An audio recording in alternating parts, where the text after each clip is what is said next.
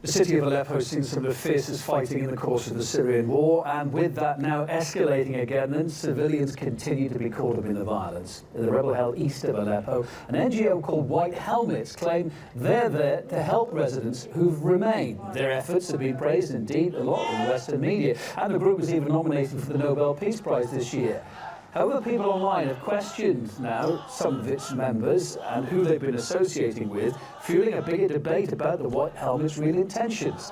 Our correspondent Murad Gaziev has been looking into the group's background in a bit more detail. They are the White Helmets, the world's most photogenic rescuers. They were founded to save people.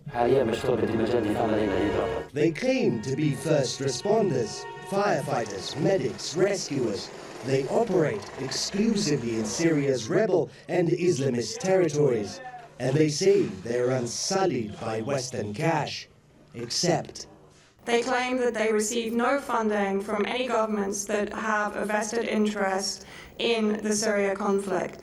And yet they are in fact multi-million funded, conservatively speaking $100 million, from the United States 23 million via US aid, from the UK around now 65 million. France is supplying equipment. Well, if it's for a good cause. And what better cause than saving lives? Why, filming yourself saving lives, of course. Many times they are making the photo and making the video when the people is dying. Except he will go to do his ABC. When it's destroyed, if there is disaster, who will take photo in Syria? You will not find another rescue service with such great production quality, which ironically has also been their Achilles heel. They're not beyond carrying guns. Still, the White Helmets claim to be independent of their anti-Assad sponsors, overlords. White Helmets cannot be independent. Any NGO cannot be independent. Because independent people mean he can take decision. And nobody there can take decision, except Nusra. Because Nusra have the authority of God, have the weapons, have the power. How you can say no? Moreover, it looks like the White Helmets and Al-Qaeda's favorite team in Syria have a special relationship. So special, in fact, that the White Helmets are welcomed at executions staged by jihadists.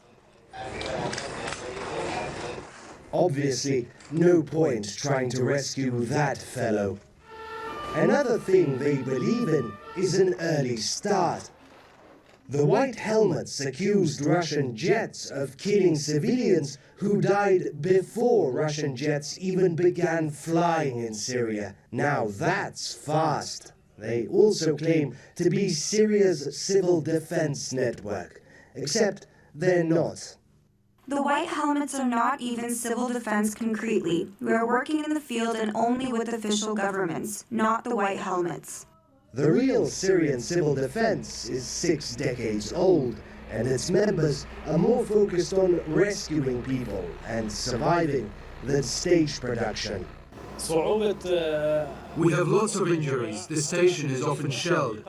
It's dangerous work. We don't choose what to respond to.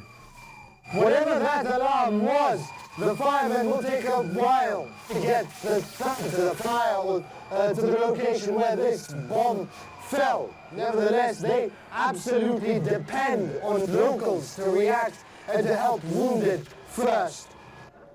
That's how it's always been in Syria's civil defense. People helping people, without politics, special effects, cameras, or editing. Murad Gaziev, RT, Aleppo.